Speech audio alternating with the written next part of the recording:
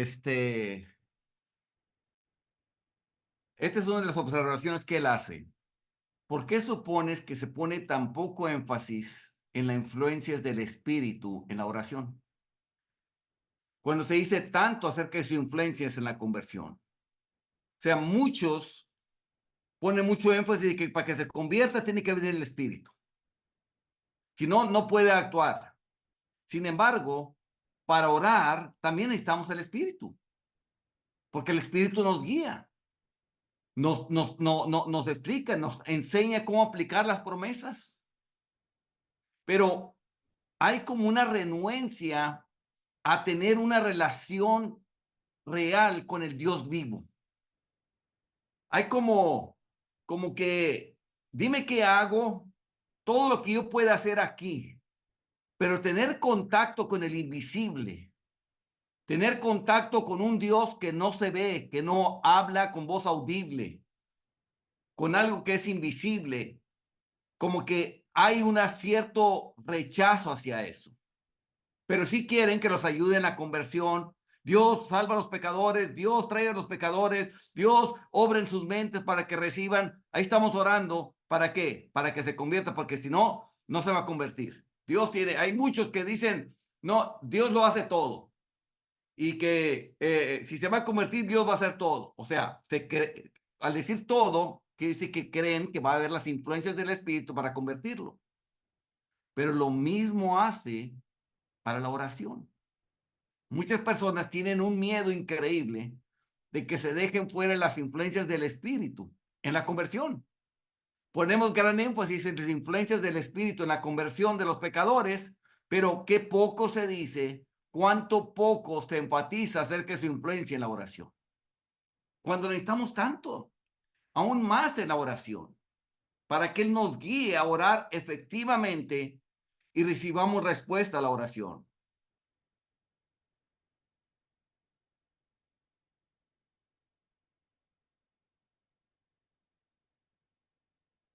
Cuán poco se quejan de que la gente no hace lo suficiente de las influencias del Espíritu para llevar a los cristianos a orar conforme a la voluntad de Dios. O sea, muy poca gente está interesada en que el Espíritu ayude a orar a la gente. Nunca debemos olvidar que ningún cristiano ora correctamente a menos que sea guiado por el Espíritu. Nunca debemos olvidar que ningún cristiano ora correctamente a menos que sea guiado por el Espíritu. Porque para eso nos fue dado, para orar, hermanos. Tiene el poder natural de orar. Y en tanto que se revele la voluntad de Dios, puede hacerlo. Pero nunca lo hace a menos que lo influya el Espíritu de Dios. Tal como los pecadores son capaces de arrepentirse, pero nunca lo hacen a menos que sean influidos por el Espíritu. Hermanos, es que, ¿por qué empecé hablando de la fe? Porque cuando el Espíritu Santo nos ayuda en la oración, a través de los pensamientos que nos pone, nos produce la fe en nosotros. Nos produce la fe de que va a ocurrir lo que estamos orando, porque el Espíritu nos está guiando hacia eso. Él está poniendo los argumentos, Él está poniendo los pasajes, Él está iluminando nuestras mentes con argumentos para orar a Dios que fueron dados por el Espíritu. Y nos hace creer cuando estamos orando. Ahí mismo cuando estamos orando, empezamos a creer. Por eso les decía a los hermanos que ahí en Nicaragua va a ocurrir una liberación pronto. Porque me hizo creer eso. Cuando estaba orando y orando y orando y ponía los argumentos, me hizo creer en ello. No es que empezara así, sino que me fui con el vuelo del Espíritu Santo, con la guianza del Espíritu Santo. Llegó un cierto punto en que ya me hizo creer todo eso. Por eso es que empecé que esa fe viene mucho por el Espíritu Santo de Dios. Y lo necesitamos para orar correctamente. Este tema expone la base de la dificultad que sienten muchas personas en cuanto a la oración de fe. Se oponen a la idea de que la fe en la oración es creer que recibiremos exactamente lo que pedimos. Eso es lo que se opone, hermanos. Hay un cristianismo tan falso, hermano, allá afuera, hermano, que no les gusta ser evaluados. Quieras que no, la respuesta de la oración evalúa a la persona, porque si le contesto o no le contesta. Así de sencillo.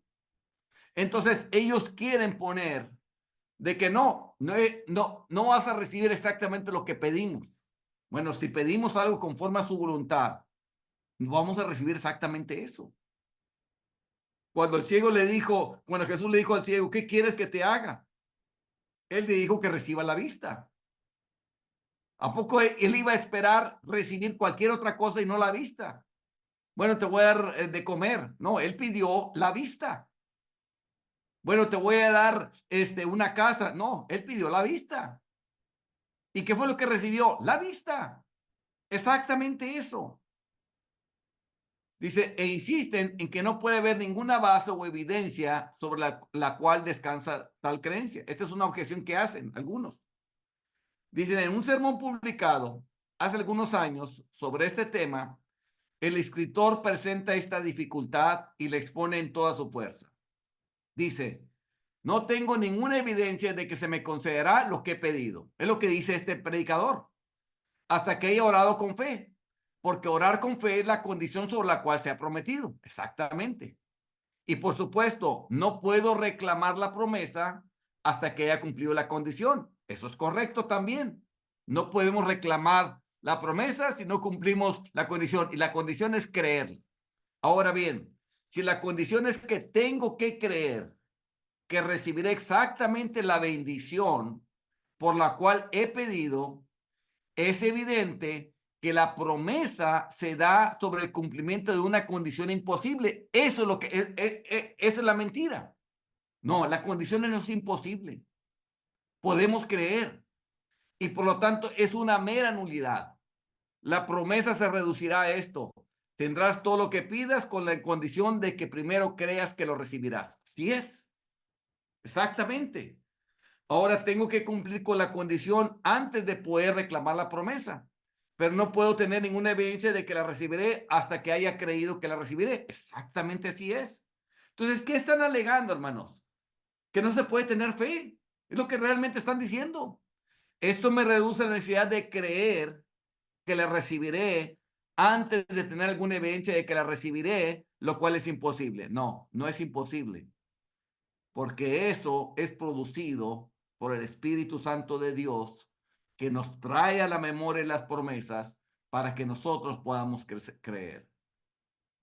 Toda la fuerza de esta objeción surge del hecho de que se pasan por alto, por completo, las influencias del Espíritu que ejerce al guiar a un individuo hacia el ejercicio de la fe. Eso es, hermanos. O sea, las influencias del Espíritu nos guían hacia el ejercicio de la fe, nos ayudan a creer. ¿Se acuerdan de aquel hombre, hermanos, que había llevado a su hijo a los discípulos y no le pudieron sacar el demonio? Entonces se lo trajeron a Jesús y le dijeron, lo llevé a tus discípulos y no lo pudieron sacar. Pero si tú puedes hacer algo que los sanes, Jesús le dijo, si puedes creer, al que cree todo le es posible. Y el hombre dijo, creo, pero después dice, ayuda mi incredulidad. Y Jesús ayudó su incredulidad porque después echó fuera el demonio. ¿Qué hace? Bueno, cuando Jesús estaba en la tierra, él ayudaba a creer a la gente. Cuando hacía los milagros, más gente creía en él. Está ayudando a creer a la gente. Ok. Dice, es necesario que yo me vaya. Si no, no vendría el Consolador. El Consolador, el Espíritu Santo, es el que ahora está en la tierra para ayudarnos a creer, para ayudarnos en el ejercicio de la fe. Voy a seguir leyendo aquí. Dice, se ha supuesto que el pasaje en Marcos 11, 22 y 24, junto con otras promesas relacionadas con el tema de la oración de la fe, se refieren exclusivamente a los milagros. Pero supongamos que esto fuera cierto. Yo preguntaría, ¿en qué debían creer los apóstoles cuando oraban por un milagro? ¿Debían creer que se realizará el milagro preciso por el cual oraron? Es evidente que sí. O sea, el que quería la vista debía creer que quería recibir la vista. Y el que quería caminar debía creer que tenía que caminar.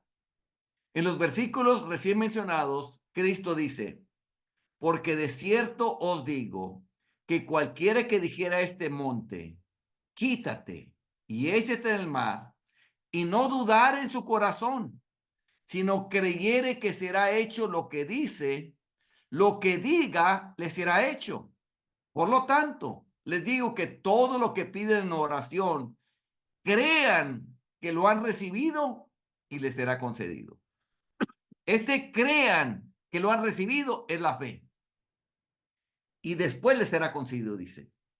Aquí es evidente que lo que se debe creer y lo que no deben dudar en su corazón es que tendrán la bendición por la cual están orando. Exactamente. Vas a obtener la bendición por la que tú estás pidiendo. Que nadie te quite ese privilegio. Que nadie te meta dudas en cuanto a eso. Si tú oras por algo, lo vas a recibir. Necesitas solamente creerle a Dios. La objeción anteriormente mencionada se aplica con toda su fuerza a ese tipo de fe, cuando se ora por realizar un milagro. Si es imposible creer esto al orar por cualquier otra bendición, entonces también será imposible al orar por un milagro. Obviamente que así es, porque es el mismo creer. Podría preguntar, ¿podría un apóstol creer que el milagro sería realizado antes de haber cumplido la condición? Ya que la condición era que debía creer que recibiría aquello por lo que estaba orando. O la promesa es nula y engañosa. O es posible cumplir con la condición. Claro que es posible cumplir con la condición. Podemos creerle a Dios. Porque le estamos creyendo a Dios, hermanos. Al que hizo los cielos y la tierra. Al Todopoderoso. Al que sustenta todas las cosas con la palabra de su poder, hermanos. Al que todo él fue hecho, hermano. Le estamos creyendo a Dios. Él es la evidencia de nosotros que él puede hacer las cosas. Su poder, su autoridad. Así como el juez el que tenía poder para hacer lo que la viuda quería, él es la evidencia que se puede hacer porque él tiene el poder para hacerlo. De igual manera, nosotros creemos en él, pero tenemos más razones para creer por la bondad que Él es, por lo bondadoso que Él, por lo benévolo que es, porque nos ha dado muchas pruebas de que lo puede hacer. Ahora, toda la dificultad radica en el hecho de que se ignoran por completo las influencias del Espíritu. Y eso es lo que tienen problemas. No quieren creer en un Dios vivo. Quieren una religión, hermanos. Nosotros no tenemos religión. Tenemos una relación con un Dios vivo que se comunica con nosotros y nosotros nos comunicamos con Él. O sea, la dificultad radica en el hecho de que se ignoran por completo las influencias del Espíritu y que la fe, que es de la operación de Dios, se deja fuera de consideración. Si la objeción sirve contra orar por cualquier objeto, igual sirve contra orar con fe por la realización de un milagro. Obviamente así es.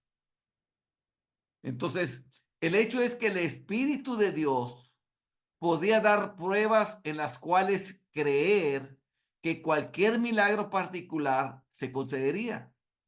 Podía llevar la mente a confiar firmemente en Dios y confiar en que se obtendría la bendición buscada. Y esa última parte quiero volverla a decir.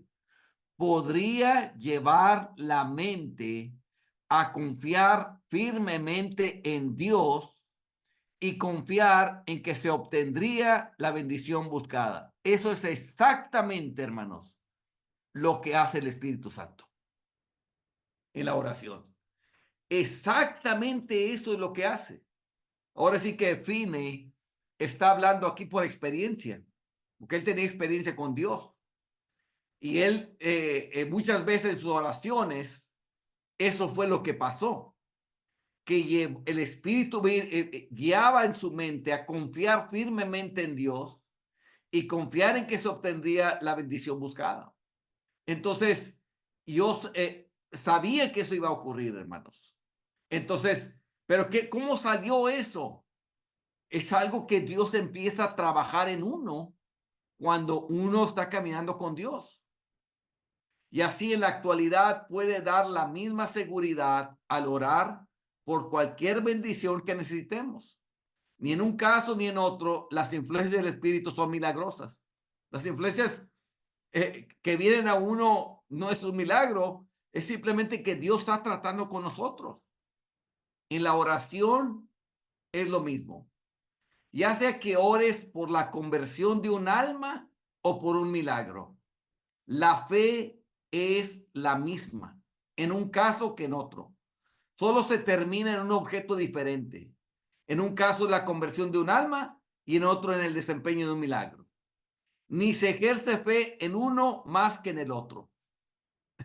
No es que en uno va a arriesgar más fe que en otro, no, hermanos, es la misma fe. Es la fe, es la confianza en una persona que es Dios, sin referencia a una promesa.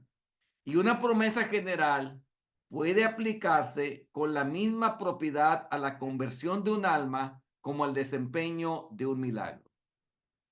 Esta semana, hermanos, hablaba yo con mi nuera y que ella quiere servir a Dios y ella quiere aprender el idioma español para poder hacerlo así. Y o sea, quiere acompañar a Abraham en la obra para poder ella también ser útil para Dios. Y yo le platiqué del milagro que hizo Dios conmigo. No sé si algunos de ustedes sepan, hermanos. Cuando Dios me llama al ministerio, yo me voy a Estados Unidos a estudiar, porque yo quería estudiar para Dios, para servirle mejor. Pero me voy a Estados Unidos, hermanos, pero yo no hablo inglés. En ese tiempo yo no hablaba inglés. Pero Dios me hizo creer a mí que Él me lo iba a dar el idioma. Entonces, yo por lo que creí en mi mente, Dios me va a dar el idioma y aunque yo no sepa inglés, Dios me lo va a dar cuando ya llegue ahí y me lo va a dar. Bueno, yo entré, hermanos, en enero 13 ahí a la escuela. Y cuando llego ahí, no hablaba inglés. Y entonces, ¿qué pasó? O sea, yo estoy creyendo que tú me lo vas a dar el idioma. Me puse a orar, llegó el final del mes y no hablaba inglés, hermanos. Llegó los 15 días y no hablaba inglés. No solo eso, yo también le creí que él me iba a proveer el dinero para pagar la escuela. Yo nomás llegué con $100, hermanos. Pero la escuela costaba $1,300. Entonces, al final del mes de enero, hermanos, me pidieron un pago y yo obviamente no lo tenía. Entonces me dijeron, bueno, a mediados de febrero nos vas a tener que dar el pago. Tengo que pagar yo la mitad en la final de enero y la otra mitad a mediados de febrero. Pues a mediados de enero, a final de enero, no pagué nada, no tenía dinero y no hablaba inglés. A mediados de febrero, no pagué nada, no tenía dinero y no hablaba inglés. Entonces, ya casi un día antes del final de febrero, me llega una nota diciéndome que me van a correr, que voy a tener que salir de la escuela porque no he pagado nada. Entonces, obviamente, hermanos, yo entré en angustia. Terminando las clases, ahí me metí a un cuarto de oración y me puse a clamar a Dios, a clamar a Dios, a clamar a Dios ahí. Y estaba tan angustiado, hermanos, porque yo estaba en una ciudad donde no tenía ni un conocido, hermanos. No tenía ni un solo familiar. No tenía dónde irme y no tenía cómo irme, hermanos.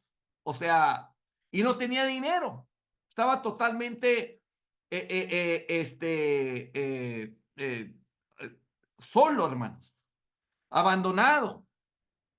Y en mi oración, yo me acuerdo que yo lo oraba, que yo como ingeniero, trabajaba como ingeniero químico, que traía un trabajo que ganaba mucho dinero y todo, y yo le decía a Dios, Dios, yo lo dejé todo por ti, y tú no me has dado nada. ¿Qué es lo que está pasando? Y en eso me acuerdo que me vino el pasaje de quién eres tú para que alterques con Dios. Y entonces yo me humillé y Dios, no, tienes razón, no soy nadie para altercar contigo, haz lo que tú quieras, si eso va a pasar, que pase y todo. Yo seguí orando ahí, entré como a las 12 del mediodía, salí como a las 8 de la noche, hubo un periodo largo que me quedé dormido ahí, me fui a mi cuarto, me fui a dormir y me levanté a las 5 de la mañana a orar. Ese día ya me iban a correr, hermanos.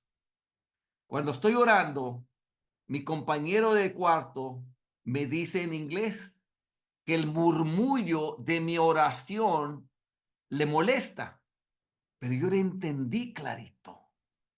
Y entonces yo le dije, ¿qué, Norman? Se llamaba Norman. Dice que el murmullo de tu oración me molesta. Norman, te estoy entendiendo. Le dije en inglés yo. Sigue hablando. ¿Qué quieres que te diga? Norman, te entiendo. Estaba tan feliz, me fui a las clases, entendía todas las clases en inglés, entendía todo, pero todavía me quedaba el siguiente obstáculo, hermanos. Me iban a correr.